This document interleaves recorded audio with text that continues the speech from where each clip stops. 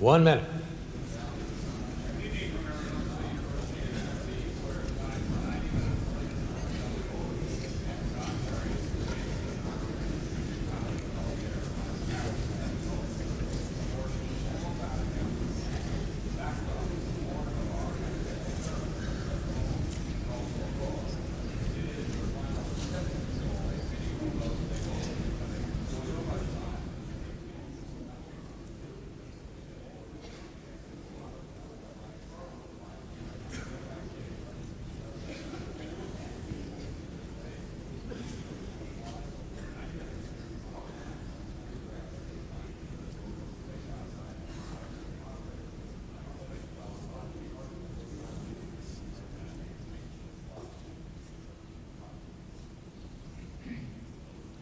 Good evening from Arizona State University in Tempe, Arizona. I'm Bob Schieffer of CBS News. I want to welcome you to the third and last of the 2004 debates between President George Bush and Senator John Kerry.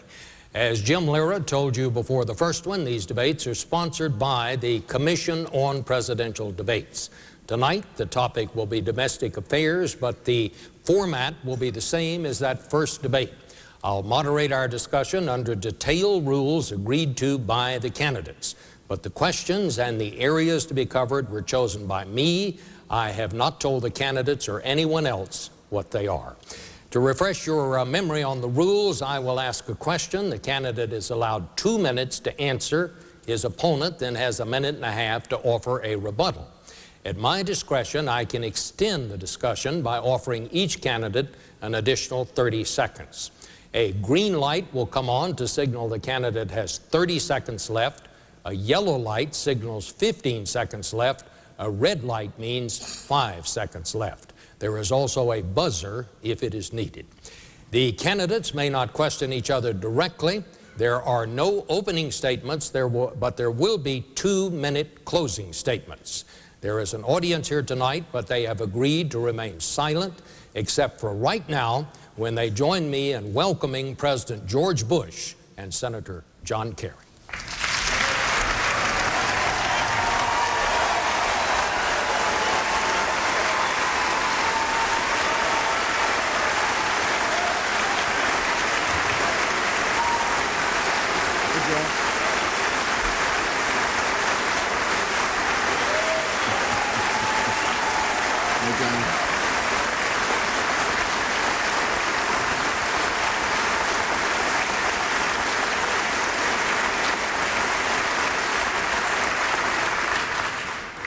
Gentlemen, welcome to you both. By coin toss, the first question goes to Senator Kerry.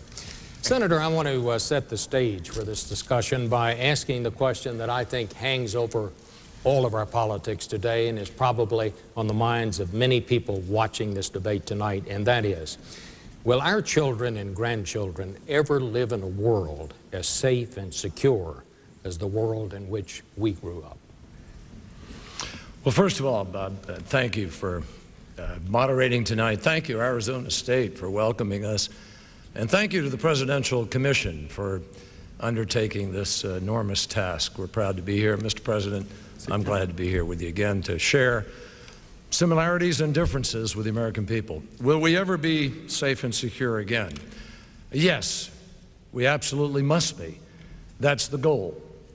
Now, how do we achieve it is the most critical component of it. I believe that this president, regrettably, rushed us into a war, made decisions about foreign policy, pushed alliances away, and as a result, America is now bearing this extraordinary burden where we are not as safe as we ought to be. The measurement is not, are we safer? The measurement is, are we as safe as we ought to be? And there are a host of options that this president had available to him, like making sure that at all our ports in America, containers are inspected. Only 95% of them, 95% come in today uninspected. That's not good enough. People who fly on airplanes today, the cargo hold is not x-rayed, but the baggage is. That's not good enough. Firehouses don't have enough firefighters in them.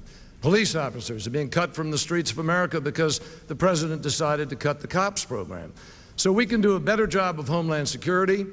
I can do a better job of waging a smarter, more effective war on terror and guarantee that we go after the terrorists. I will hunt them down and we'll kill them, we'll capture them, we'll do whatever necessary to be safe. But I pledge this to you, America.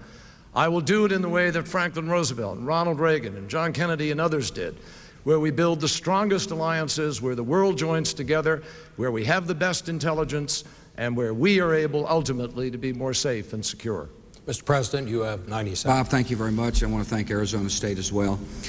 Yes, we can be safe and secure if we stay on the offense against the terrorists and if we spread freedom and liberty around the world. I have got a comprehensive strategy to not only chase down al-Qaeda wherever it exists, and we're making progress. Three-quarters of al-Qaeda leaders have been brought to justice, but to make sure that countries who harbor terrorists are held to account. And as a result of securing ourselves and ridding the Taliban out of Afghanistan, the Afghan people had elections this weekend. And the first voter was a 19-year-old woman. Think about that. Freedom is on the march. We held to account a terrorist regime in Saddam Hussein.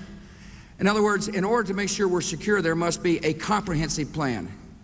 My opponent just this weekend talked about how terrorism can be reduced to a nuisance, comparing it to prostitution and illegal gambling. I think that attitude and that point of view is dangerous. I don't think you can secure America for the long run if you don't have a comprehensive view as to how to defeat these people. At home, we'll do everything we can to protect the homeland. I signed the Homeland Security Bill to better align our assets and resources. My opponent voted against it. We're doing everything we can to protect our borders and ports. But absolutely we can be secure in the long run. It just takes good, strong leadership. Anything to add, Senator Kerry? Yes. When the president had an opportunity to capture or kill Osama bin Laden, he took his focus off of him, outsourced the job to Afghan warlords, and Osama bin Laden escaped. 6 months after he said Osama bin Laden must be caught dead or alive, this president was asked, "Where's Osama bin Laden?" He said, "I don't know. I don't really think about him very much. I'm not that concerned." We need a president who stays deadly focused on the real war on terror. Mr. President. Gosh, I don't think I ever said I'm not worried about Osama bin Laden. That's kind of one of those exaggerations. Of course we're worried about Osama bin Laden. We're on the hunt after Osama bin Laden. We're using every asset at our disposal to get Osama bin Laden. My opponent said this war is a matter of intelligence and law enforcement. No, this war is a matter of using every asset at our disposal to keep the American people protected. New question, Mr. President, to you. We're talking about protecting ourselves from the unexpected, but the flu season is suddenly upon us. Flu kills thousands of people every year. Suddenly we find ourselves with a severe shortage of flu vaccine. How did that happen? Bob, we were reliant upon a company out of England to provide about half of the flu vaccines for the United States citizen, and it turned out that the vaccine they were producing was contaminated. And so we took the right action and didn't allow contaminated medicine into our country. We're working with Canada to hopefully that they'll help us realize the vaccine necessary to make sure our citizens have got flu vaccinations during this upcoming season. My call to our fellow Americans is if you're healthy, if you're younger, don't get a flu shot this year. Help us prioritize those who need to get the flu shot, the elderly and the young. The CDC, responsible for health in the United States, is setting those priorities and is allocating the flu vaccine accordingly. I haven't gotten a flu shot, and I don't intend to, because I want to make sure that those who are most vulnerable get treated. We have a problem with litigation in the United States of America. Vaccine manufacturers are worried about getting sued, and so therefore they have backed off from providing this kind of vaccine. One of the reasons I'm such a strong believer in legal reform is so that people aren't afraid of producing a product that is necessary for the health of our citizens and then end up getting sued in a court of law. But the best thing we can do now, Bob, given the circumstances with the company in England, is for those of us who are younger and healthy, don't get a flu shot. Senator Kerry? This really underscores the problem with the American healthcare system. It's not working for the American family. And it's gotten worse under President Bush over the course of the last years. 5 million Americans have lost their health insurance in this country. You got about 1 million right here in Arizona, just shy, 950,000 who have no health insurance at all. 82,000 Arizonians lost their health insurance under President Bush's watch. 223,000 kids in Arizona have no health insurance at all. All across our country, go to Ohio, 1.4 million Ohioans have no health insurance. 114,000 of them lost it under President Bush. Wisconsin, 82,000 Wisconsinites lost it under President Bush. This president has turned his back on the wellness of America. And there is no system. In fact, it's starting to fall apart, not because of lawsuits, though they are a problem, and John Edwards and I are committed to fixing them, but because of the larger issue that we don't cover Americans. Children across our country don't have health care. We're the richest country on the face of the planet, the only industrialized nation in the world not to do it. I have a plan to cover all Americans. We're going to make it affordable and accessible. We're going to let everybody buy into the same health care plan senators and congressmen give themselves. Mr. President, would you like to add something? I would, thank you. I want to remind people listening tonight that a plan is not a litany of complaints.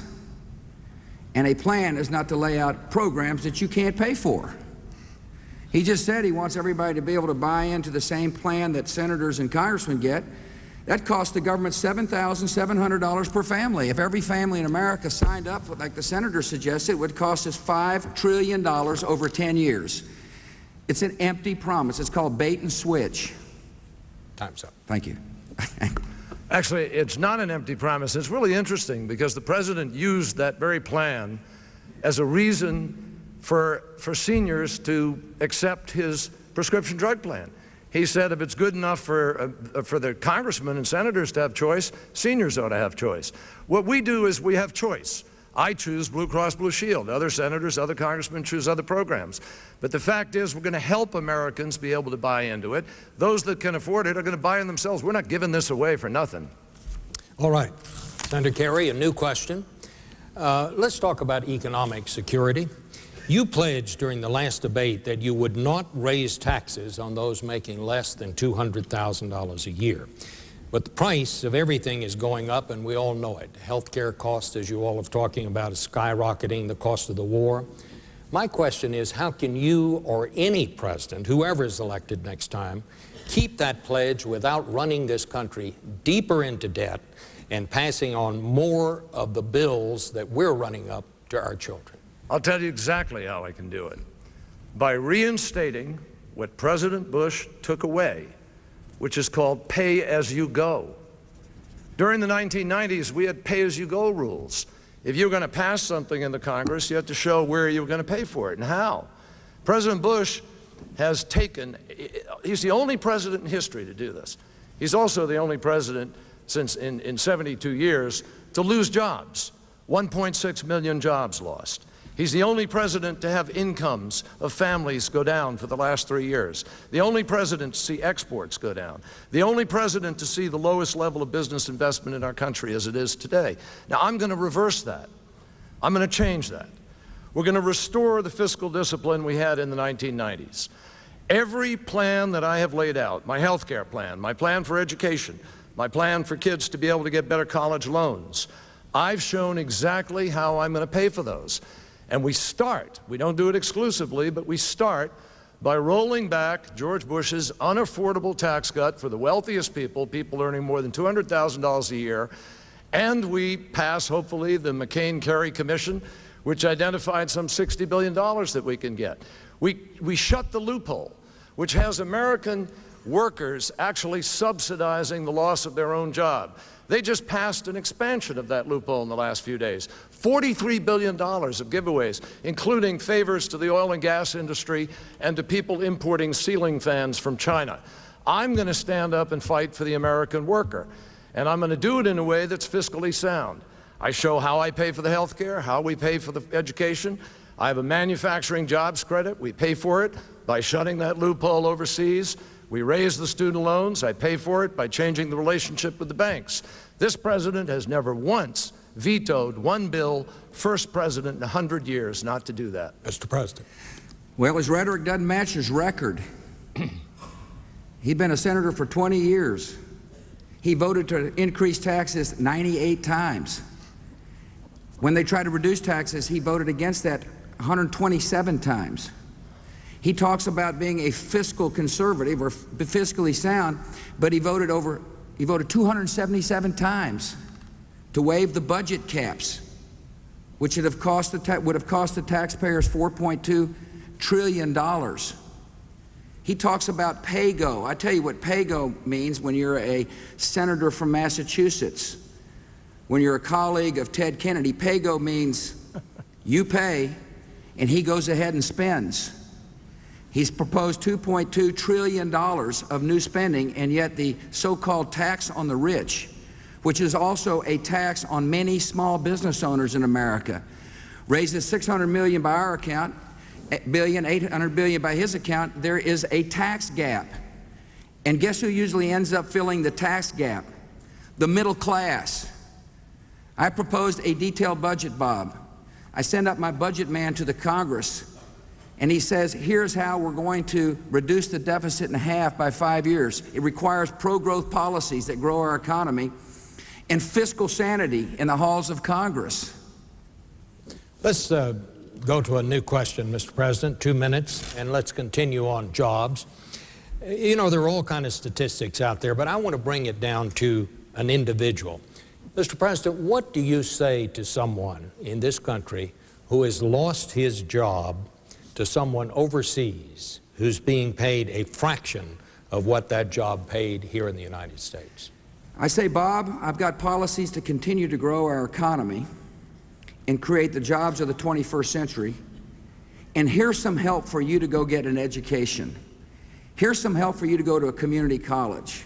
We've expanded trade adjustment assistance. We want to help pay for you to gain the skills necessary to fill the jobs of the 21st century. You know, there's a lot of talk about how to keep the economy growing. We talk about fiscal matters.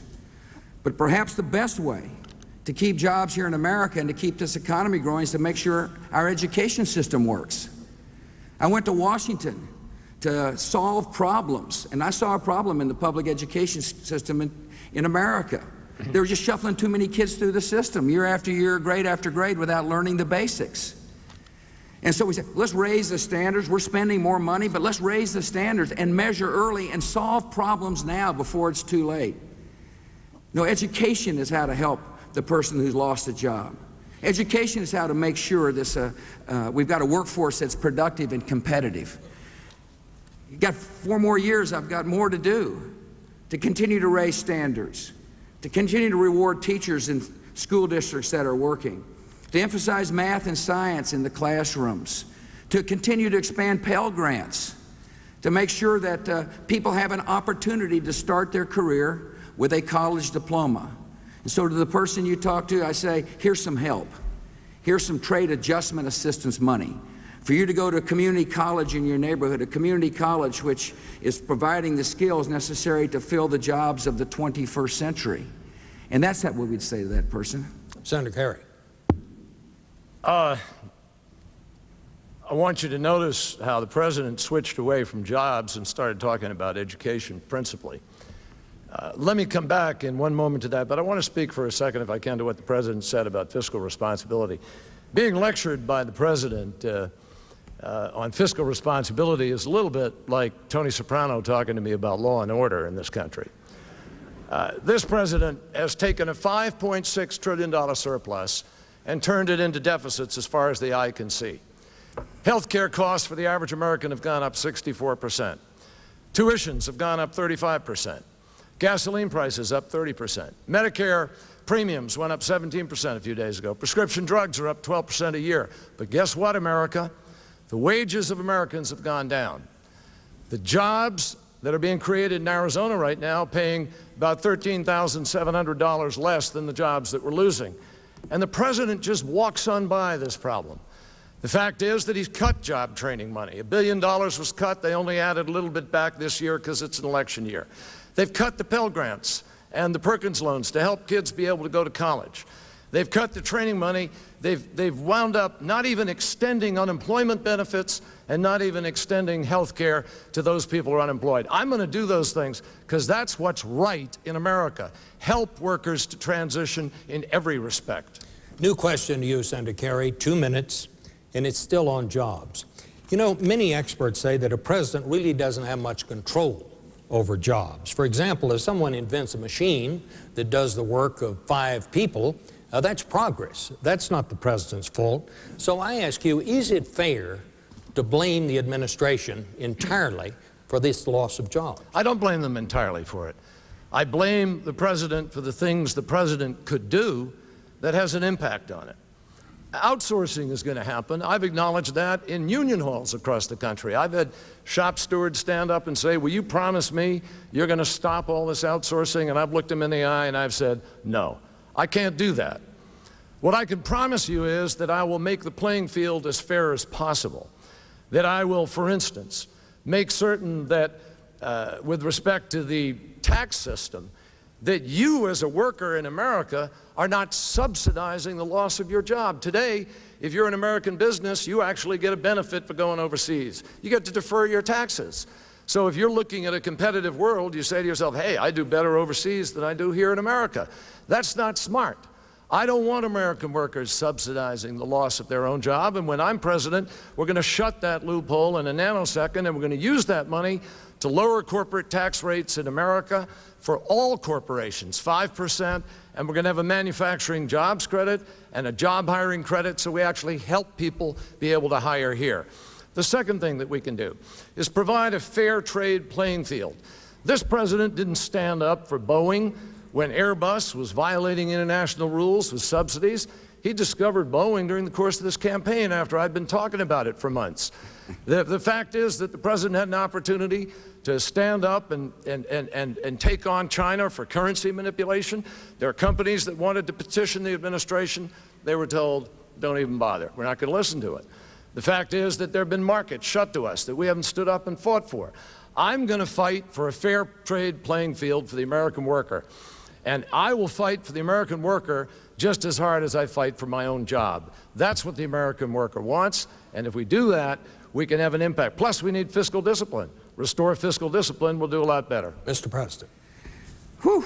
Let me start with the Pell Grants. In his last litany of misstatements, he said, we cut Pell Grants. We've increased Pell Grants by 1 million students. That's a fact. You know, he talks to the workers. Let me talk to the workers. You got more money in your pocket as a result of the tax relief we passed and he opposed. If you have a child, you got a $1,000 child credit. That's money in your pocket. If you're married, we reduced the marriage penalty. The code ought to encourage marriage, not discourage marriage. We created a 10% bracket to help lower-income Americans. A family of 4 making $40,000 received about $1,700 in tax relief. It's your money. The way my opponent talks, he said we're going to spend the government's money. No, we're spending your money. And when you have more money in your pocket, you're able to better afford things you want. I believe the role of government is to stand side by side with our citizens to help them realize their dreams, not tell citizens how to live their lives. My opponent talks about fiscal sanity. His record in the United States Senate does not match his rhetoric. He voted to increase taxes 98 times and to bust the budget 277 times. Senator Kerry. Bob, anybody can play with these votes. Everybody knows that. I have supported or voted for tax cuts over 600 times. I broke with my party in order to balance the budget, and Ronald Reagan signed into law the tax cut that we voted for. I voted for IRA tax cuts. I voted for small business tax cuts. But you know why the Pell Grants have gone up in their numbers? Because more people qualify for them because they don't have money. but they're not getting the $5,100 the president promised them. They're getting less money. There are more people who qualify. That's not what we want. Senator, no one's playing when your votes. You voted to increase taxes 98 times. When they proposed reducing taxes, you voted against 126 times. You voted to violate the budget caps 277 times. You know, there's a mainstream in American politics, and you sit right on the far left bank. As a matter of fact, your record is such that Ted Kennedy, your colleague, is the conservative senator from Massachusetts. Mr. President, let's get back to economic issues, but let's shift to some other questions here. Both of you are opposed to gay marriage, but to understand how you have come to that conclusion, I want to ask you a more basic question. Do you believe homosexuality is a choice? You know, Bob, I don't know. I just don't know. I do know that we have a choice to make in America, and that is to treat people with tolerance and respect and dignity. It's important that we do that. I also know in a free society, people, consenting adults, can live the way they want to live, and that's to be honored. But as we respect someone's rights, and as we profess tolerance, we shouldn't change, or have to change, our basic views on the sanctity of marriage. I believe in the sanctity of marriage. I think it's very important that we protect marriage as an institution between a man and a woman. I proposed a constitutional amendment. The reason I did so was because I was worried that activist judges are actually defining the definition of marriage. And the surest way to protect marriage between a man and woman is to amend the Constitution. It has also the benefit of allowing citizens to participate in the process. After all, when you amend the Constitution, state legislatures must participate in the ratification of the Constitution. I'm deeply concerned that judges are making those decisions and not the citizenry of the United States. You know, Congress passed a law called DOMA, the Defense of Marriage Act. My opponent was against it. It basically protected states from the action of one state to another. It also defined marriage as between a man and a woman. But I'm concerned that that will get overturned, and if it gets overturned, then we'll end up with marriage being defined by courts, and I don't think that's in our nation's interest. Senator Kerry? We're all God's children, Bob, and I think if you were to talk to Dick Cheney's daughter, who is a lesbian, she would tell you that she's being who she was. She's being who she was born as. I think if you talk to anybody, it's not choice. I've met people who struggled with this for years, people who were in a marriage because they were living a sort of convention, and they struggled with it.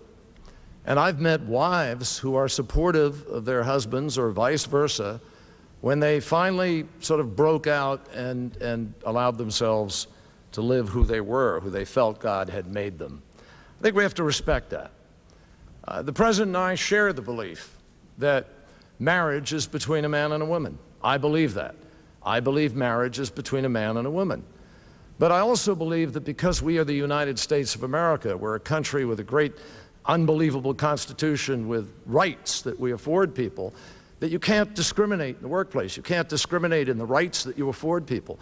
You can't disallow someone the right to visit their partner in a hospital. You have to allow people to transfer property, which is why I'm for partnership rights and so forth. Now, with respect to DOMA and the marriage laws, the states have always been able to manage those laws, and they're proving today, every state, that they can manage them adequately. Senator Kerry, a new question for you. The New York Times reports that some Catholic archbishops are telling their church members that it would be a sin to vote for a candidate like you because you support a woman's right to choose an abortion and unlimited stem cell research. What is your reaction to that? I respect their views. I completely respect their views. I am a Catholic, and I grew up learning how to respect those views, but I disagree with them, as do many. I believe that I can't legislate or transfer to another American citizen my article of faith. What is an article of faith for me is not something that I can legislate on somebody who doesn't share that article of faith. I believe that choice is a woman's choice, between a woman, God, and her doctor. And that's why I support that. Now, I will not allow somebody to come in and change Roe v. Wade. The president has never said whether or not he would do that. But we know from the people he's trying to appoint the court he wants to. I will not. I will defend the right of Roe v. Wade. Now, with respect to religion, you know, as I said, I grew up a Catholic. I was an altar boy. I know that throughout my life this has made a difference to me. And as President Kennedy said when he ran for president, he said, I'm not running to be a Catholic president. I'm running to be a president who happens to be Catholic. Now, my faith affects everything that I do and choose. There's a great passage of the Bible that says, what does it mean, my brother, to say you have faith if there are no deeds? Faith without works is dead. And I think that everything you do in public life has to be guided by your faith, affected by your faith, but without transferring it in any official way to other people. For that's why I fight against poverty. That's why I fight to clean up the environment, protect this earth. That's why I fight for equality and justice. All of those things come out of that fundamental teaching and belief of faith. But I know this, that President Kennedy in his inaugural address told all of us that here on earth, God's work must truly be our own. And that's what we have to say. I think that's the test of public service. Mr. President? I think it's important to promote a culture of life. I think a hospitable society is a society where every being counts and every person matters. I believe the ideal world is one in which every child is protected in law and welcome to life. I understand there's great differences on this issue of abortion, but I believe reasonable people can come together and put good law in place that will help reduce the number of abortions. Take, for example, the ban on partial birth abortion. It's a brutal practice. People from both political parties came together in the halls of Congress and voted overwhelmingly to ban that practice. It made a lot of sense. My opponent, in that he's out of the mainstream, voted against that law. What I'm saying is that as we promote life and promote a culture of life, surely there are ways we can work together to reduce the number of abortions, continue to promote adoption laws. That's a great alternative to abortion. Continue to fund and promote maternity group homes.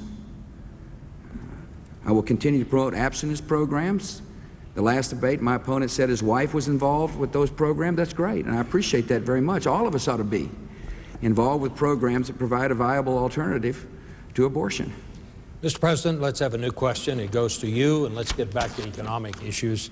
Health insurance costs have risen over 36% over the last 4 years, according to the Washington Post. We're paying more, we're getting less.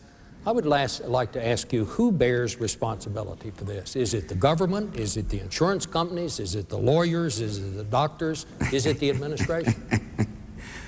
Gosh, I sure hope it's not the administration. No, there's a systemic problem.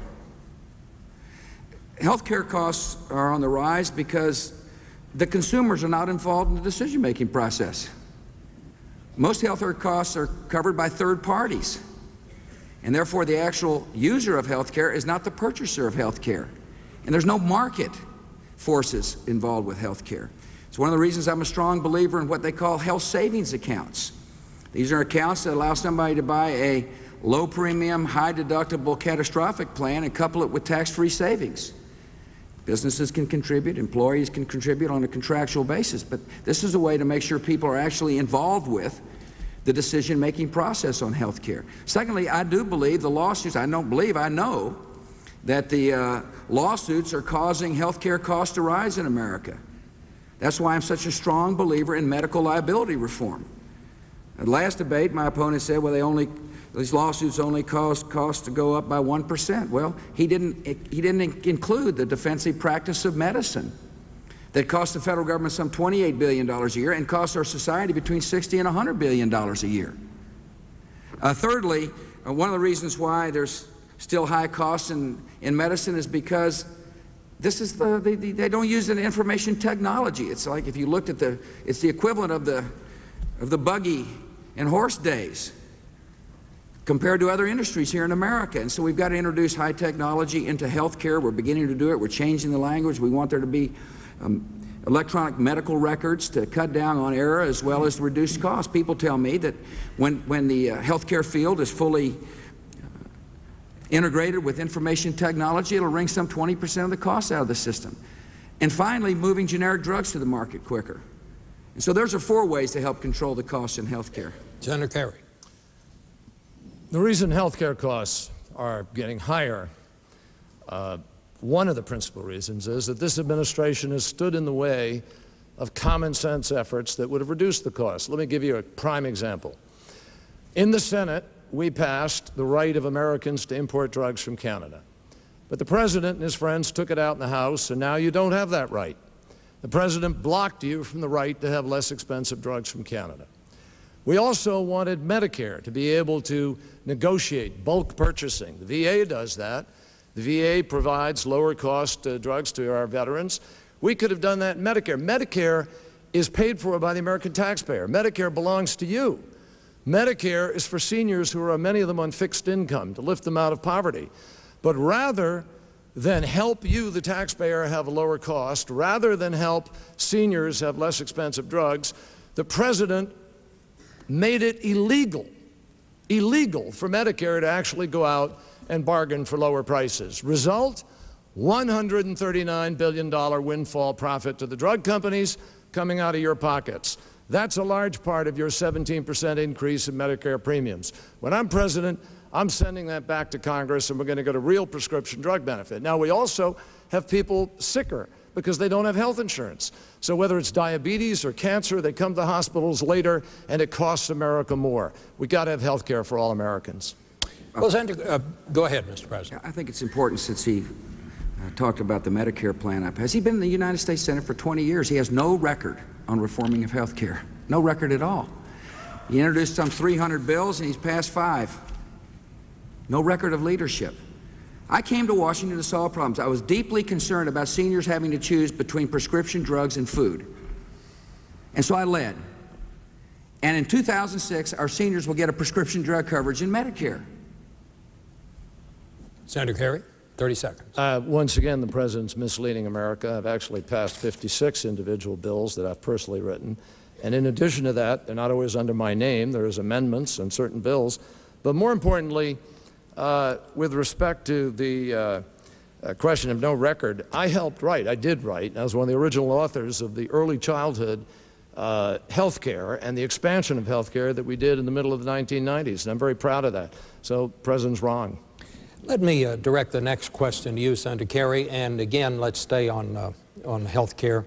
You have, as you have proposed, and as the President has commented on tonight, proposed a massive plan to extend health care coverage to children. You're also talking about the government picking up a big part of the catastrophic bills that people get at the hospital.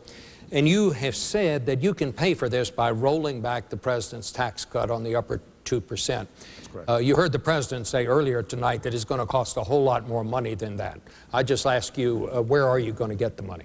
Well, 2 leading national news networks have both said the President's characterization of my health care plan is incorrect. One called it fiction, the other called it untrue. The fact is that my health care plan, America, is very simple. It gives you the choice. I don't force you to do anything.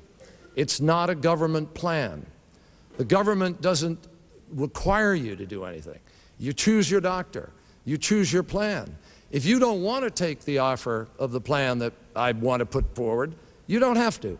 You can keep what you have today, keep a high deductible, keep high premiums, keep a high copay, keep low benefits, but I got a better plan. And I don't think a lot of people are going to want to keep what they have today. Here's what I do. We take over Medicaid children from the states so that every child in America is covered. And in exchange, if the states want to, they're not forced to, they can choose to, they cover individuals up to 300% of poverty. It's their choice. I think they'll choose it because it's a net plus of $5 billion to them. We allow you, if you choose to, you don't have to, but we give you broader competition to allow you to buy into the same health care plan that senators and congressmen give themselves. If it's good enough for us, It's good enough for every American. I believe that your health care is just as important as any politician in Washington, D.C. If you want to buy into it, you can. We give you broader competition. That helps lower prices. In addition to that, we're going to allow people 55 to 64 to buy into Medicare early. And most importantly, we give small business a 50% tax credit so that after we lower the cost of health care, they also get, whether they're self-employed or a small business, a lower cost to be able to cover their employees.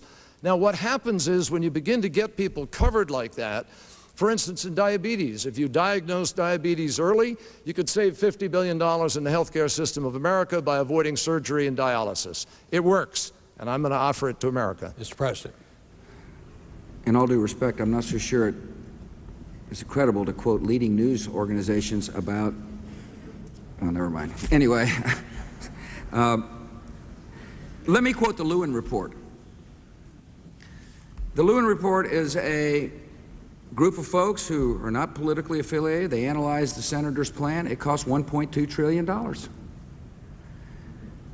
Lewin Report accurately noted that there are going to be 20 million people, over 20 million people added to government-controlled health care.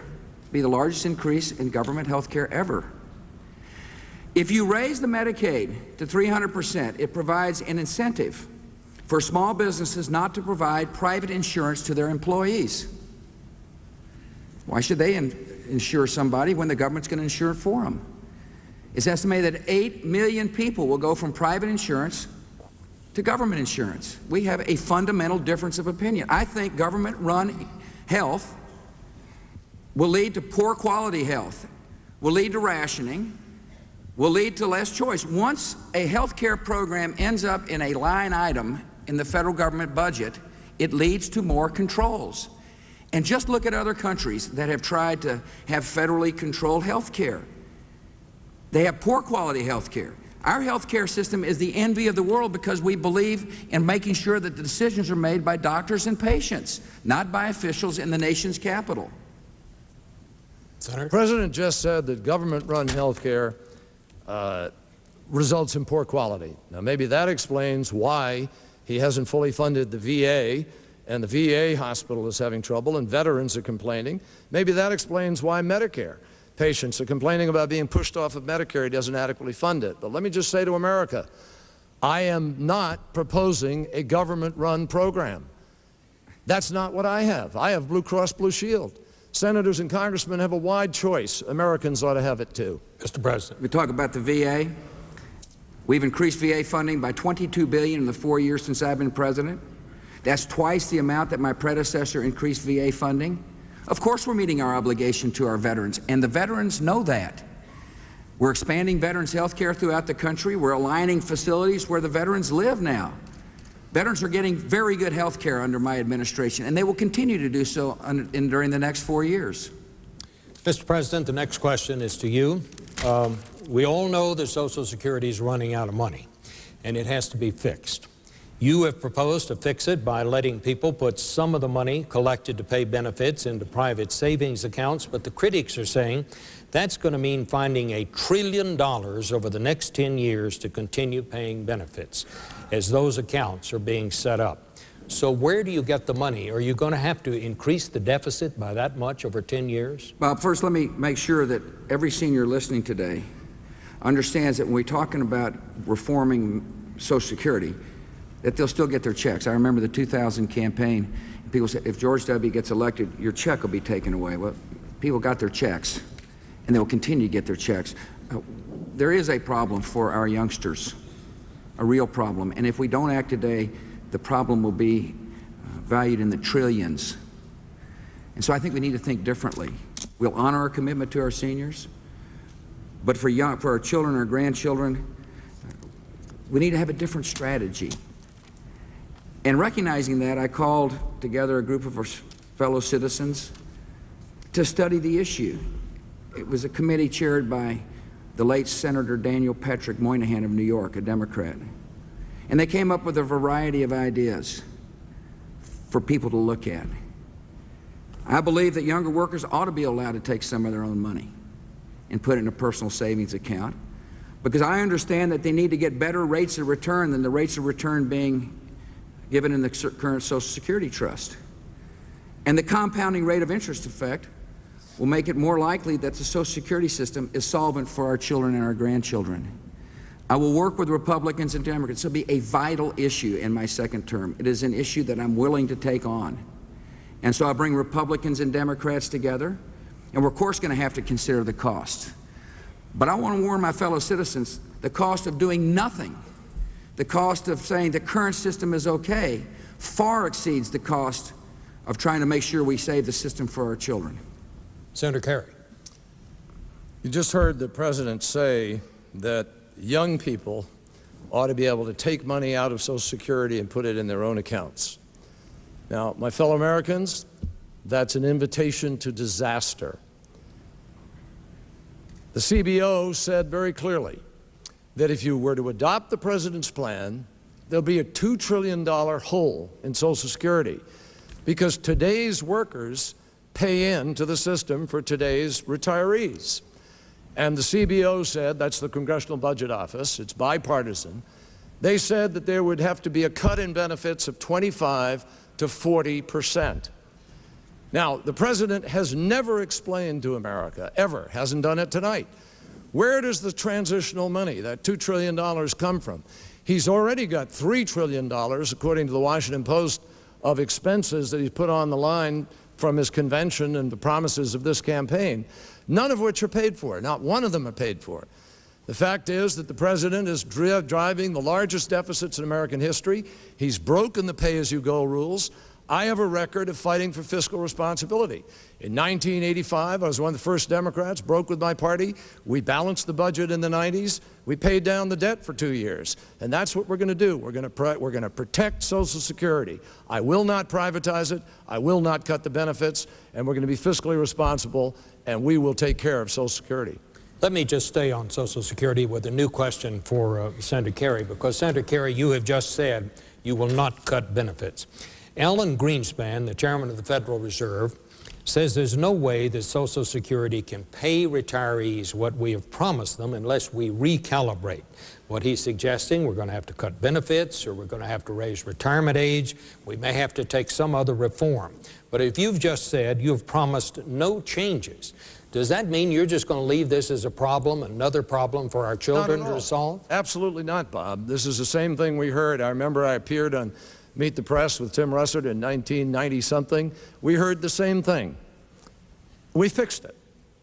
In fact, we put together a $5.6 trillion surplus in the 90s that was for the purpose of saving Social Security. If you take the tax cut that the President of the United States has given, President Bush gave to Americans in the top 1% of America, just that tax cut that went to the top 1% of America would have saved Social Security until the year 2075. The President decided to give it to the wealthiest Americans in a tax cut. Now, Alan Greenspan, who I think has done a terrific job in monetary policy, supports the President's tax cut. I don't. I support it for the middle class, not that part of it that goes to people earning more than $200,000 a year. And when I roll it back and we invest in the things that I've talked about to move our economy, we're going to grow sufficiently that we begin to cut the deficit in half, and we get back to where we were at the end of the 1990s when we balanced the budget and paid down the debt of this country. Now, we can do that. Now, if later on, after a period of time, we find that Social Security is in trouble, we'll pull together the top experts of the country, we'll do exactly what we did in the 1990s, and we'll make whatever adjustment is necessary. But the first and most important thing is to start creating jobs in America. The jobs the President is creating pay $9,000 less than the jobs that we're losing.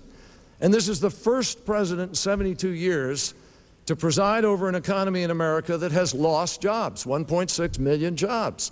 11 other presidents, 6 Democrats and 5 Republicans, had wars, had recessions, had great difficulties. None of them lost jobs the way this president has. I have a plan to put America back to work. And if we're fiscally responsible and put America back to work, we're going to fix Social Security. Mr. President. He forgot to tell you he voted to tax Social Security benefits more than one time. I didn't hear any plan to fix Social Security. I heard more of the same. He talks about middle-class tax cuts. That's exactly where the tax cuts went. Most of the tax cuts went to low and middle income Americans. And now the tax code is more fair. 20% of the upper income people pay about 80% of the taxes in America today because of how we structured the tax cuts. People listening out there know the benefits of the tax cuts we passed. If you have a child, you got tax relief. If you're married, you got tax relief. If you pay any tax at all, you got tax relief. All of which was opposed by my opponent. And the tax relief was important to spur consumption and investment to get us out of this recession. People need to remember, 6 months prior to my arrival, the stock market started to go down. And it was one of the largest declines in our history. And then we had a recession and we got attacked, which cost us 1 million jobs. But we acted. I led the Congress. We passed tax relief. And now this economy is growing. We had 1.9 million new jobs over the last 13 months. Sure, there's more work to do. But the way to make sure our economy grows is not to raise taxes on small business owners, is not to increase the scope of the federal government, is to make sure we have fiscal sanity and keep taxes low. Let's go to a new question, Mr. President. I got more email this week on this question than any other question, and it is about immigration. I'm told that at least 8,000 people cross our borders illegally every day. Some people believe this is a security issue, as you know. Some believe it's an economic issue. Some see it as a human rights issue. How do you see it, and what do we need to do about it? I see it as a serious problem. I see it as a security issue. I see it as an economic issue, and I see it as a human rights issue. We're increasing the border security of the United States. We've got 1,000 more Border Patrol agents on the southern border. We're using new equipment. We're using unmanned vehicles to spot people coming across. And we'll continue to do so over the next 4 years. It's a subject I'm very familiar with. After all, I was a border governor for a while. Many people are coming to this country for economic reasons. They're coming here to work. If you can make 50 cents in the heart of Mexico, for example, or make $5 here in America, $5.15, you're going to come here if you're worth your salt, if you want to put food on the table for your families. And that's what's happening. And so in order to take pressure off the border, in order to make the borders more secure, I believe there ought to be a temporary worker card that allows a willing worker and a willing employer to mate up, so long as there's not an American willing to do the job, to join up in order to be able to fulfill the employer's needs. That has the benefit of making sure our employers aren't breaking the law as they try to fill their workforce needs. It makes sure that the people coming across the border are humanely treated, that they're not kept in the shadows of our society, that they're able to go back and forth to see their families. See, the card will have a period of time attached to it. It also means it takes pressure off the border. If somebody is coming here to work with a card, it means they're not going to have to sneak across the border. It means our Border Patrol will be more likely to be able to focus on doing their job. Now, it's very important for our citizens to also know that I don't believe we ought to have amnesty. I don't think we ought to reward illegal behavior. There are plenty of people standing in line to become a citizen, and we ought not to crowd these people ahead of them in line. If they want to become a citizen, they can stand in line too. And here's where my opponent and I differ. In September 2003, he supported amnesty for illegal aliens. Time's up. Senator? Let me just answer one part of the last question quickly, and then I'll come to immigration. The American middle-class family isn't making it right now, Bob. And what the President said about the tax cuts has been wiped out by the increase in health care, the increase in gasoline, the increase in tuitions, the increase in prescription drugs. The fact is the take-home pay of a typical American family as a share of national income is lower than it's been since 1929. And the take-home pay of the richest 0.1% of Americans is the highest it's been since 1928. Under President Bush, the middle class has seen their tax burden go up, and the wealthiest tax burden has gone down. Now, that's wrong. Now, with respect to immigration reform, the President broke his promise on immigration reform. He said he would reform it. 4 years later, he's now promising another plan. Here's what I'll do. Number one, the borders are more leaking today than they were before 9/11. The fact is we haven't done what we need to do to toughen up our borders, and I will. Secondly, we need a guest worker program, but if it's all we have, it's not going to solve the problem. The second thing we need is to crack down on illegal hiring. It's against the law in the United States to hire people illegally. And we ought to be enforcing that law properly. And thirdly, we need an earned legalization program for people who've been here for a long time, stayed out of trouble, got a job, paid their taxes, and their kids are American. We've got to start moving them towards full citizenship out of the shadows. You want to respond, Mr. President? Well, to say that the borders are not as protected as they were prior to September the 11th shows he doesn't know the borders. They're much better protected today than they were when I was the governor of Texas. And we got much more manpower, much more equipment there. It's just he just doesn't understand how the borders work, evidently, to say that. That is an outrageous claim. And we'll continue to protect our borders. We'll continue to increase manpower and equipment. Senator? 4,000 people a day coming across the border. The fact is that we now have people from the Middle East, allegedly, coming across the border. And we're not doing what we ought to do in terms of the technology. We have iris identification technology. We have thumbprint, fingerprint technology today. We can know who the people are, that they're really the people they say they are when they cross the border. We could speed it up. There are huge delays. The fact is our borders are not as secure as they ought to be, and I'll make them secure. Next question to you, Senator Kerry. The gap between rich and poor is growing wider. More people are dropping into poverty, yet the minimum wage has been stuck at, what, $5.15 an hour now for about 7 years. Is it time to raise it?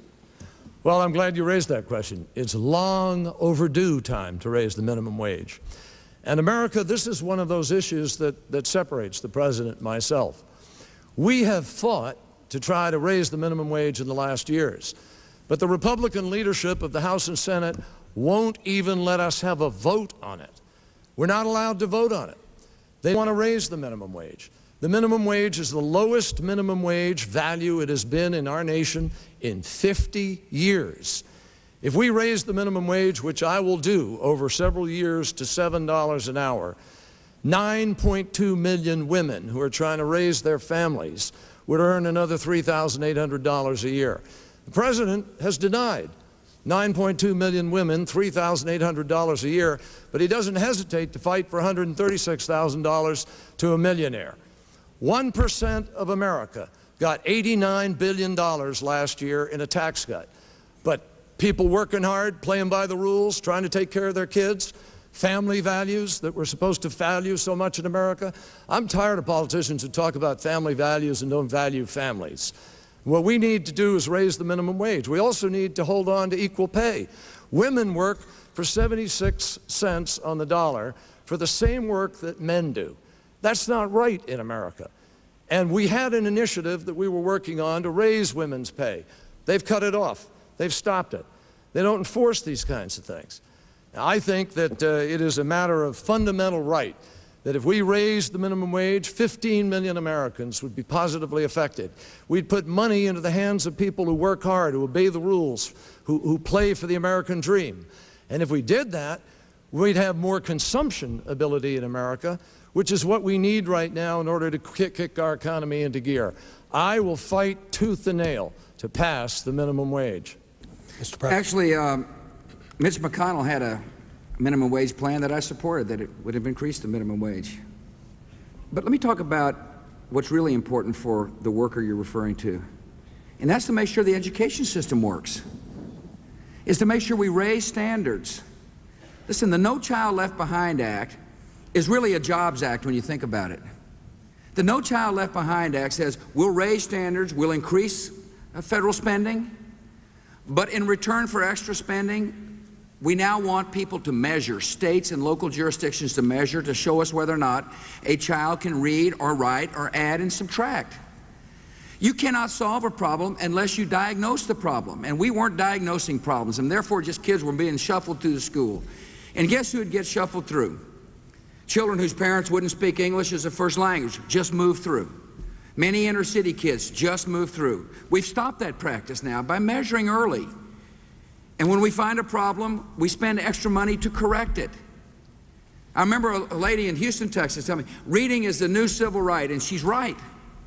In order to make sure people have jobs for the 21st century, we've got to get it right in the education system, and we're beginning to close a minority achievement gap now. You see, we'll never be able to compete in the 21st century unless we have an education system that doesn't quit on children, an education system that raises standards, an education that makes sure there's excellence in every classroom. Mr. President, I want to go back to something Senator Kerry said earlier tonight and ask a follow-up of my own. He said, and this will be a new question to you, he said that you had never said whether you would like to overturn Roe v. Wade. So I'd ask you directly. What he's asking me is, will I have a litmus test for my judges? And the answer is, no, I will not have a litmus test. I will pick judges who will interpret the Constitution, but I'll have no litmus test. Senator Kerry, is that a new question? That's a new question for Senator for President Which Bush. time limit are we? You have 90 seconds. Thank you very much. Well, again, the President didn't answer the question. I'll answer it straight to America. I'm not going to appoint a judge to the court who's going to undo a constitutional right, whether it's the First Amendment or the Fifth Amendment or some other right that's given under our courts today or under the Constitution. And I believe that the right of choice is a constitutional right. So I don't intend to see it undone. Clearly, the President wants to leave an ambivalence or intends to undo it. Now, let me go a step further. We have a long distance yet to travel in terms of fairness in America. I don't know how you can govern in this country when you look at New York City and you see that 50% of the black males there are unemployed. When you see 40% of Hispanic children or black children in some cities dropping out of high school. And yet the President, who talks about No Child Left Behind, refused to fully fund by $28 billion that particular program, so you can make a difference in the lives of those young people. Now, right here in Arizona, that difference would have been $131 million to the state of Arizona to help its kids be able to have better education and to lift the property tax burden from its citizens. The President reneged on his promise to fund No Child Left Behind. He'll tell you he's raised the money, and he has, but he didn't put in what he promised, and that makes a difference in the lives of our children. Yes, sir. Two things. One, he clearly has a litmus test for his judges, which I disagree with. And secondly, only a liberal senator from Massachusetts would say that a 49% increase in funding for education was not enough. We've increased funds, but more importantly, we reformed the system to make sure that we solve problems early before they're too late. He talked about the unemployed. Absolutely, we've got to make sure they get educated. He talked about children whose parents don't speak English as a first language. Absolutely, we got to make sure they get educated, and that's what the No Child Left Behind Act does. Senator. You don't measure it by a percentage increase. Mr. President, you measure it by whether you're getting the job done. 500,000 kids lost after-school programs because of your budget. Now, that's not in my gut. That's not my value system. And certainly not so that the wealthiest people in America can walk away with another tax cut. $89 billion last year to the top 1% of Americans, but kids lost their after-school programs. You be the judge. All right, let's go to another question, and it is to Senator Kerry. You have 2 minutes, sir. Senator, the last debate, President Bush said he did not favor a draft. You agreed with him. But our National Guard and Reserve forces are being severely strained because many of them are being held beyond their enlistments. Some of them say that it's a backdoor draft. Is there any relief that could be offered to these brave Americans and their families? If you became president, Senator Kerry, what would you do about this situation of holding National Guard and reservists for these extended periods of time and these repeated call-ups that they're now facing? Well, I think the fact that they're facing these repeated call-ups, some of them 2 and 3 deployments, and there's a stop-loss policy that prevents people from being able to get out when their time was up, is a reflection of the bad judgment this president exercised and how he has engaged in the world and deployed our forces. Our military is overextended. 9 out of 10 active duty Army divisions are either in Iraq, going to Iraq, or have come back from Iraq. One way or the other, they're wrapped up in it. Now, I've proposed adding 2 active duty divisions to the Armed Forces of the United States, 1 combat, 1 support.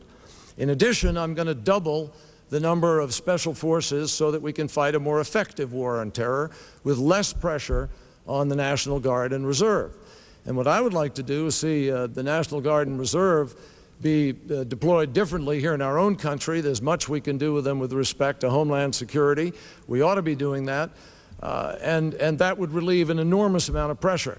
But the most important thing to relieve the pressure on all of our armed forces is, frankly, to run a foreign policy that recognizes that America is strongest when we are working with real alliances, when we are sharing the burdens of the world by working through our statesmanship at the highest levels and our diplomacy to bring other nations to our side.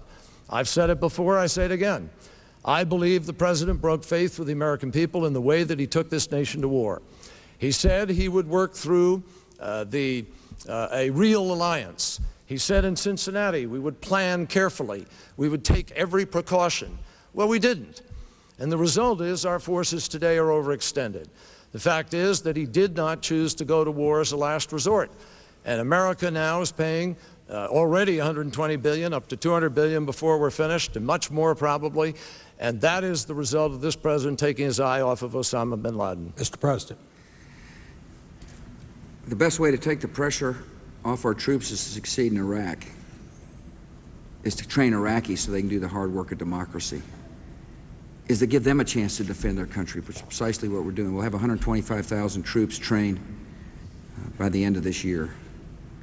I remember going on an airplane in Bangor, Maine, to say thanks to the reservists and Guard that were headed overseas from Tennessee and North Carolina and Georgia. Some of them have been there before. People I talked to, the spirits were high. They didn't view their service as a backdoor draft. They viewed their service as an opportunity to serve their country. My opponent, Senator, talks about foreign policy.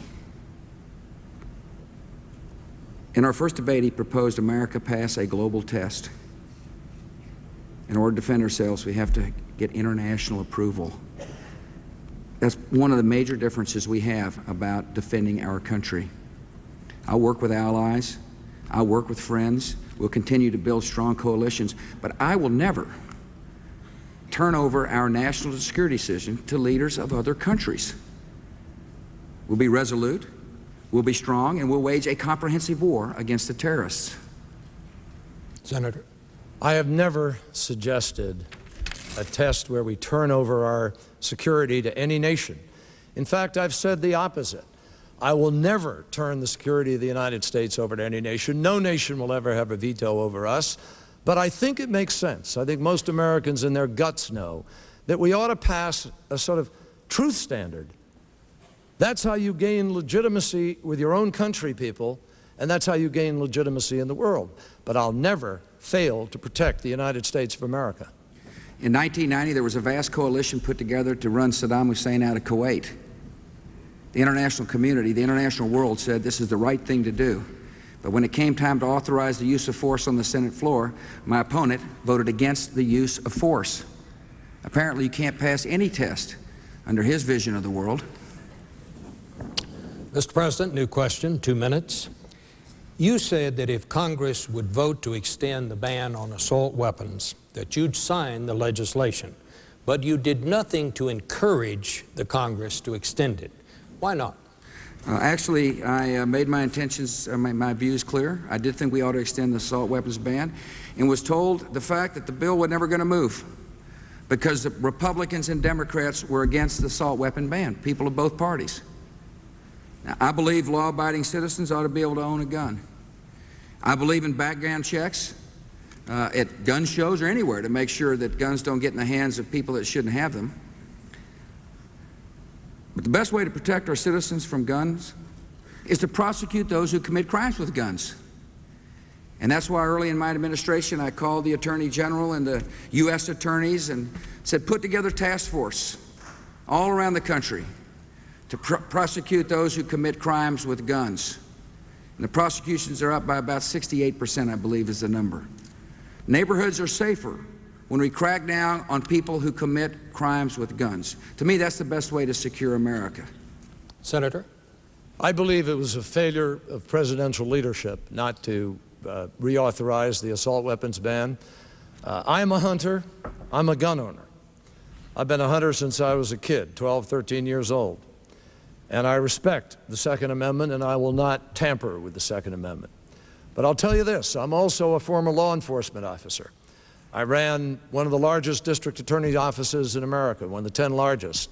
I've put people behind bars for the rest of their life. I've broken up organized crime. I know something about prosecuting. And most of the law enforcement agencies in America wanted that assault weapons ban. They don't want to go into a drug bust and be facing an AK-47. I was hunting in Iowa last year with the sheriff from one of the counties there, and he pointed to a house in back of us and said, "See that house over there? We just did a drug bust a week earlier, and the guy we arrested had an AK-47 lying on the bed right beside him." Because of the President's decision today, law enforcement officers will walk into a place that'll be more dangerous. Terrorists can now come into America and go to a gun show and, without even a background check, buy an assault weapon today. And that's what Osama bin Laden's handbook said, because we captured it in Afghanistan and encouraged them to do it. So I believe America is less safe. If Tom DeLay or someone in the House said to me, "Sorry, we don't have the votes," I'd have said, "Then we're going to have a fight." And I'd have taken it out to the country, and I'd have had every law enforcement officer in the country visit those congressmen. We'd have won what Bill Clinton won. Let's go to a new question. For you, Senator Kerry, 2 minutes. Affirmative action. Do you see a need for affirmative action programs, or have we moved far enough along that we no longer need to use race and gender as a factor in school admissions and federal and state contracts and so on? No, Bob. Regrettably, we have not moved far enough along. And I regret to say that this administration has even blocked steps that could help us move further along. I'll give you an example. I've served on the Small Business Committee for a long time. I was chairman of it once. Now I'm the senior Democrat on it.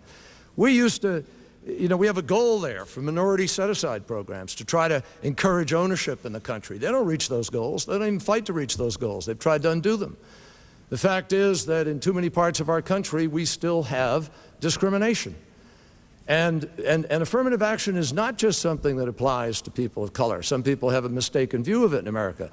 It also is with respect to women. It's with respect to other efforts to try to reach out and be inclusive in our country. I think that we have a long way to go, regrettably. If you look at what's happened, we've made progress. I want to say that at the same time.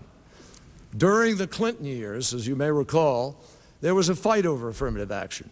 And there were many people, like myself, who opposed quotas, who felt there were places where it was overreaching. So we had a policy called mend it, don't end it. We fixed it. And we fixed it for a reason, because there are too many people still in this country who feel the stark resistance of racism. And so we have a distance to travel. As president, I will make certain we travel it. Now let me just share something. This president is the first president ever, I think, not to meet with the NAACP. This is a president who hasn't met with the Black Congressional Caucus. This is a president who has not met with the civil rights leadership of our country. If a president doesn't reach out and bring people in and be inclusive, then how are we going to get over those barriers? I see that as part of my job as president, and I'll make my best effort to do it. Mr. President. Well, first of all, it is just not true that I haven't met with the Black Congressional Caucus.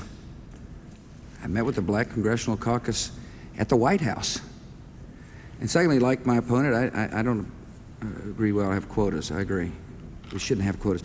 But we ought to have an aggressive effort to make sure people are educated, to make sure when they get out of high school there's Pell Grants available for them, which is what we've done. We've expanded Pell Grants by 1 million students.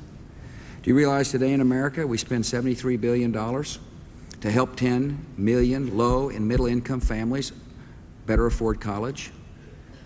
That's the access I believe is necessary, is to make sure every child learns to read, write, add, and subtract early, to be able to build on that education by going to college so they can start their careers with a college diploma.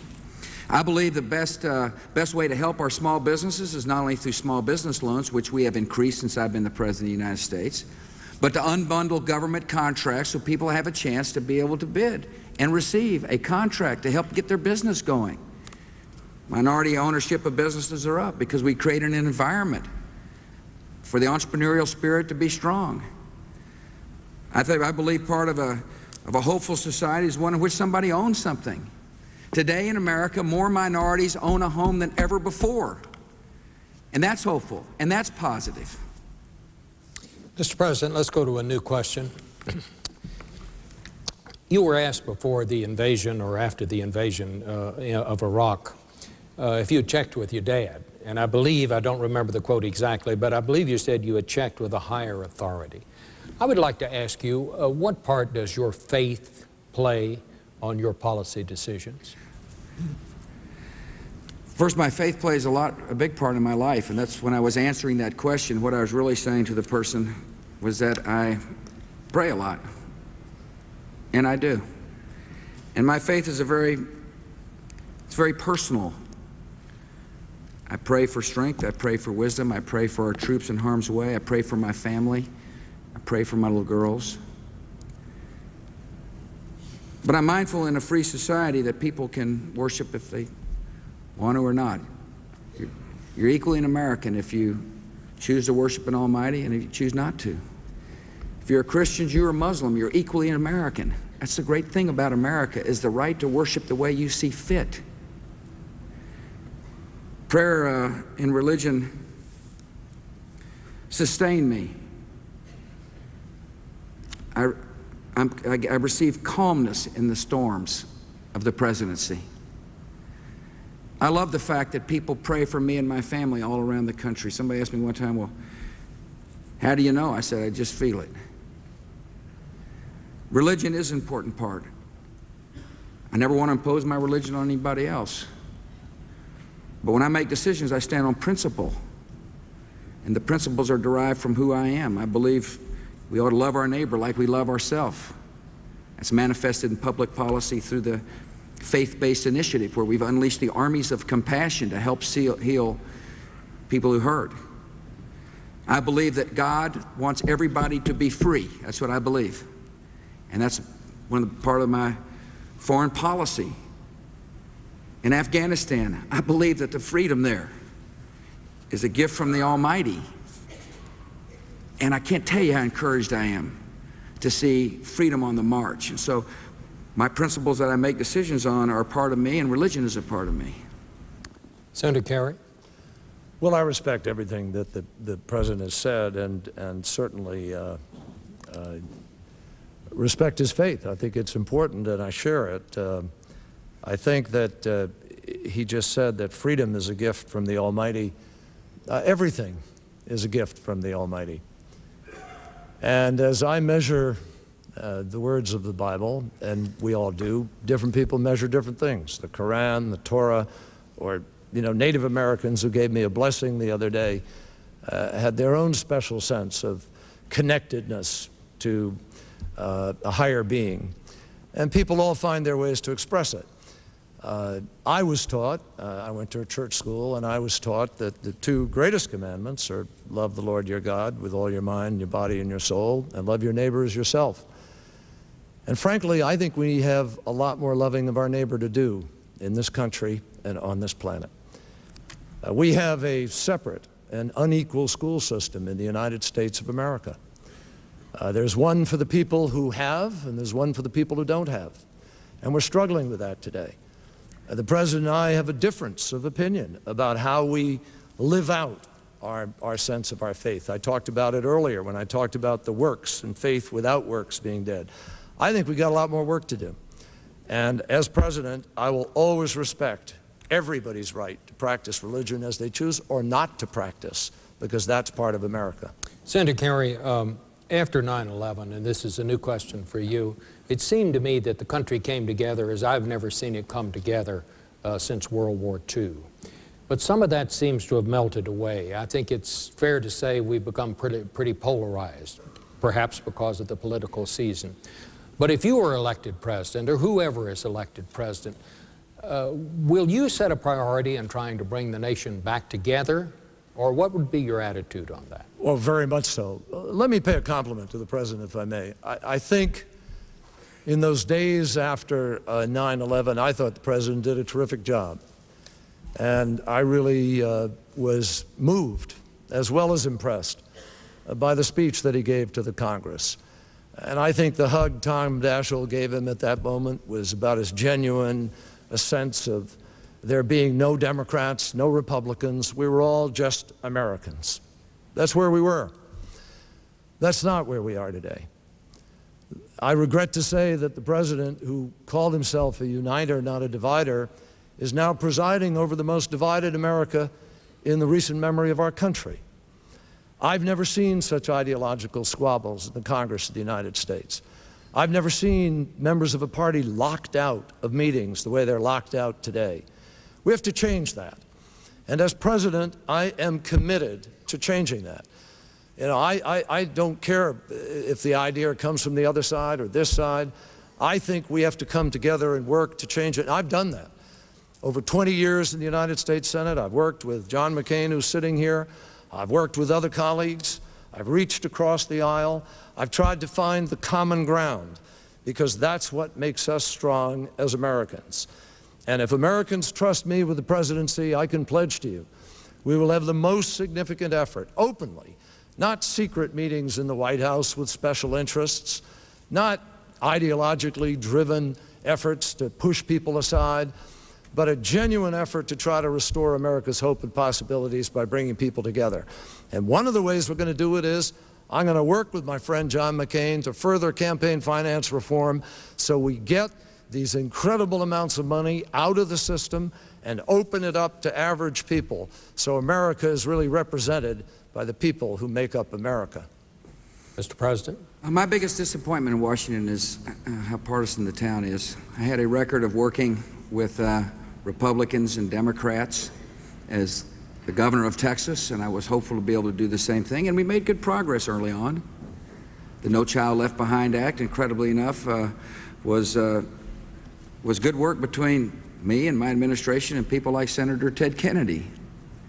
And we worked together with Democrats to relieve the tax burden on the middle class and all who pay taxes in order to make sure this economy continues to grow. But Washington is a tough town, and the way I view it is there's a lot of entrenched special interests there. People who are, you know, on one side of the issue or another, and they spend enormous sums of money, and they convince different senators to tout their way, or different congressmen to, you know, talk about their issue, and they dig in. I'll continue in the 4 years to continue to try to work to do so. But my opponent said this is a, you know, bitterly divided time. Pretty divided in the 2000 election.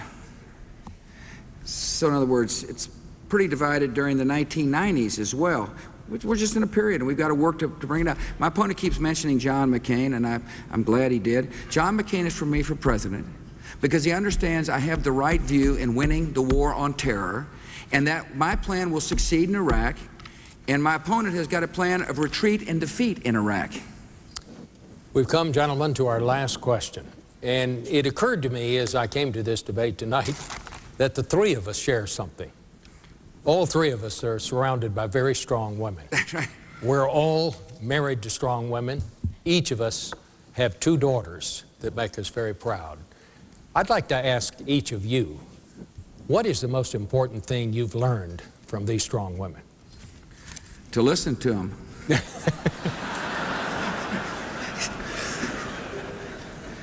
To stand up straight and not scowl.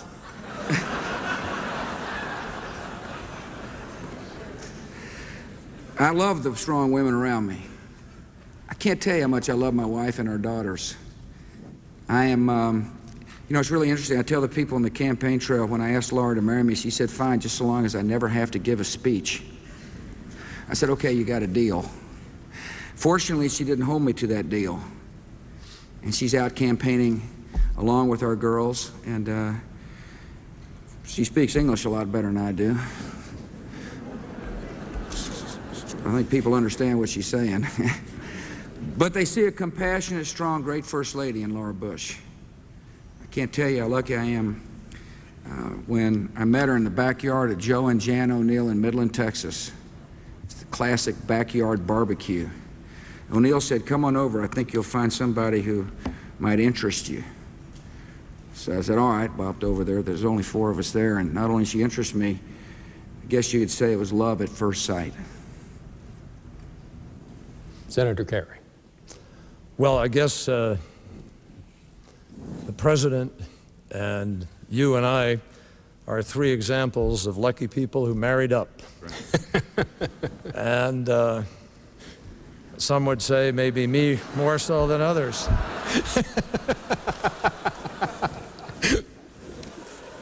But I can take it. Can I say, if I could just say a word about a woman that you didn't ask about, but my mom passed away a couple years ago, and just before I was deciding to run, and she was in the hospital, and I went in to talk to her and tell her what I was thinking of doing. And she looked at me from her hospital bed, and she just looked at me and she said, remember, integrity, integrity, integrity. Those are the three words that she left me with. And my daughters and my wife are people who just are filled with that sense of what's right, what's wrong. They also kick me around. They keep me honest. They don't let me get away with anything. I can sometimes take myself too seriously. They surely don't let me do that. And I'm blessed, as I think the President is blessed. As I said last time, I've watched him with the First Lady, who I admire a great deal, and his daughters. He's a great father, and I think we're both very lucky. Well, gentlemen, that brings us to the closing statements. Senator Kerry, I believe you're first. My fellow Americans, as you heard from Bob Schieffer a moment ago, America is being tested by division more than ever. We need to be united as a country. And like Franklin Roosevelt, I don't care whether an idea is a Republican idea or a Democrat idea. I just care whether it works for America and whether it's going to make us stronger. These are dangerous times. I believe I offer tested, strong leadership that can calm the waters of a troubled world. And I believe that we can together do things that are within the grasp of Americans. We can lift our schools up. We can create jobs that pay more than the jobs we're losing overseas. We can have health care for all Americans. We can further the cause of equality in our nation. Let me just make it clear. I will never allow any country to have a veto over our security. Just as I fought for our country as a young man with the same passion, I will fight to defend this nation that I love. And with faith in God and with conviction in the mission of America, I believe that we can reach higher. I believe we can do better. I think the greatest possibilities of our country, our dreams and our hopes, are out there just waiting for us to grab onto them.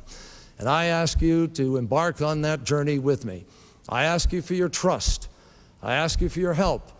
I ask you to allow me the privilege of leading this great nation of ours, of helping us to be stronger here at home and to be respected again in the world, and most of all, to be safer forever. Thank you, good night, and God bless the United States of America. Mr. President. In the Oval Office, there's a painting by a friend of Laura and mine named by Tom Lee. It's a West Texas painting of a mountain scene, and he said this about it. He said, Sarah and I live on the east side of the mountain. It's the sunrise side, not the sunset side. It's the side to see the day that is coming, not to see the day that is gone. I love the optimism in that painting because that's how I feel about America. You know, we've been through a lot together during the last 3 3/4 years. We've come through a recession, a stock market decline, an attack on our country. And yet, because of the hard work of the American people and good policies, this economy is growing. Over the next 4 years, we'll make sure the economy continues to grow. We reformed our school system, and now there's an achievement gap in America that's beginning to close. Over the next 4 years, we'll continue to insist on excellence in every classroom in America so that our children have a chance to realize the great promise of America. Over the next 4 years, we'll continue to work to make sure health care is available and affordable. Over the next 4 years, we'll continue to rally the armies of compassion to help heal the hurt that exists in some of our country's neighborhoods. I'm optimistic that we'll win the war on terror, but I understand it requires firm resolve and clear purpose. We must never waver in the face of this enemy, these ideologues of hate. And as we pursue the enemy wherever it exists, we'll also spread freedom and liberty. We got great faith in the ability of liberty to transform societies, to convert a hostile world to a peaceful world. My hope for America is a prosperous America, a hopeful America, and a safer world. I want to thank you for listening tonight. I'm asking for your vote. God bless you. Thank you, Mr. President. Thank you, Senator Kerry. Well, that brings these debates to a close, but the campaign goes on. I want to wish both of you the very best of luck between now and Election Day.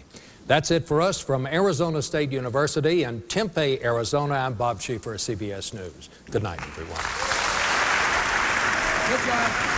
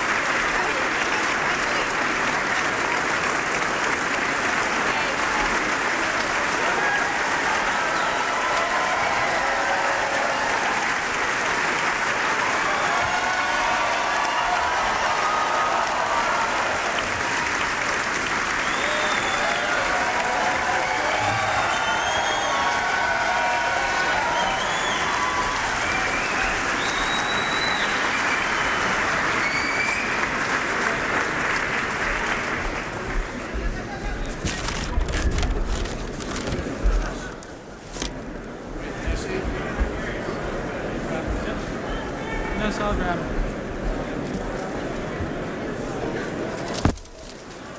Got him.